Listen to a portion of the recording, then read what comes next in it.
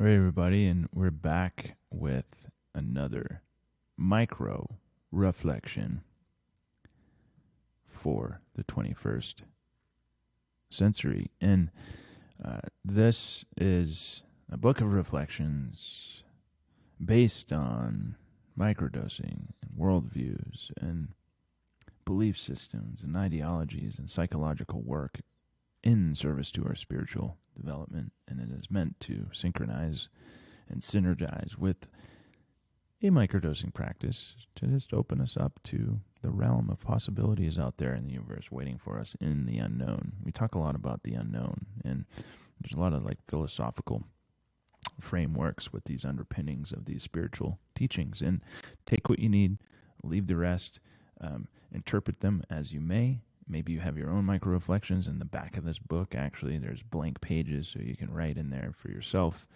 And then share away. We'd love to hear from you. So anyone that is listening to these or reading and listening at the same time, I appreciate you.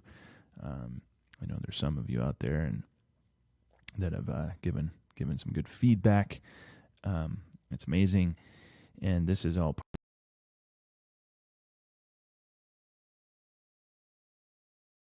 products, this book, a journal, food for thought recipe book, a micro tracker, the free online community. There's about 500 members in there now, as well as weekly integration meetings that I usually host with our customers, and we can share our experience, strength, and hope with each other and share some tips and tricks on microdosing practices. And I usually have a cool prompt that we do.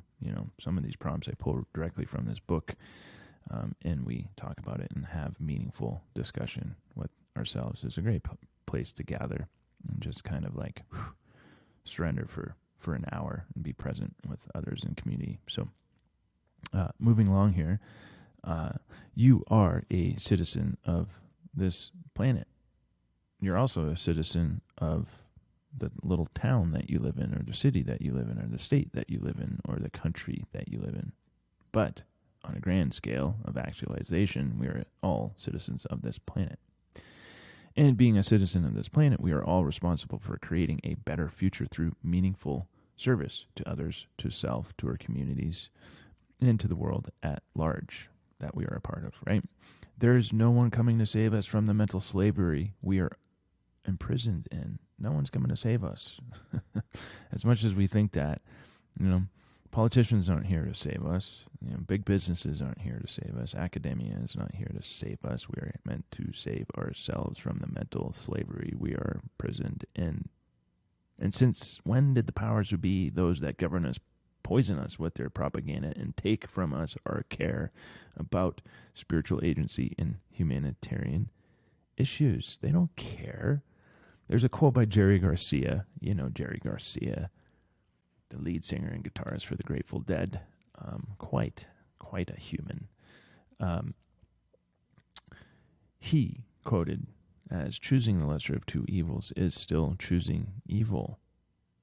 Okay, so why would you think that there's politicians and the powers to be that govern us really care about our spiritual well-being and our spiritual agency? It is up to us as a collective whole to foster random acts of kindness, right? Simple acts of kindness. Think of what those might be for you. Just a simple smile to the person that's making your coffee or delivering your mail or picking up your collecting your trash, once a week. Simple acts of kindness like that go a long way. To be proponents of the kinds of values that will help create solutions to the ongoing problems facing humanity. There's a lot of problems facing humanity. Most of the time, it's just projection of ourselves and the things that we project on others and communities in the world at large. Let us call forward the compassionate philosophers, thinkers, scientists, doctors, medicine people from all over the world to discuss these new experiences. Those that recognize human value in the oneness of humanity, right? Do we really need, more politicians and more power and more greed and more money and more material things? Money's nice. It can afford us the luxuries that we love to live by, but if we are not paying attention to the integrity and harnessing more value-based thinking and doing and accountability and compassion and empathy, then what is it good for, right? So let us call forward the compassionate philosophers. I don't know. Maybe I think I'm a compassionate philosopher. Who knows? A thinker. I definitely think of myself as a thinker. I'm not a scientist and I'm not a doctor, but how do we kind of add all of that up together with the medicine people from all over the world to discuss these new experiences? It's about merging all of these concepts and frameworks together to create the world that we want to live in, and those that recognize human value, right?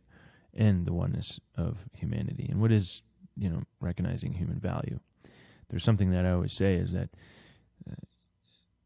addicts, right? I'm a former addict, alcoholic, and of course I still have addictive tendencies. Don't we all? I always say we are all addicted to something and we are all recovering from something, but addicts are humans too, just like homeless people are humans too. But we seem to think, oh, I'm not that. I'm not a addict. I don't do those things. Take inventory of your life and see what you might be clutching onto and fortifying that around yourself that becomes your kind of identity without you even knowing it. So there's only one way to achieve lasting happiness. That way is simply be happy.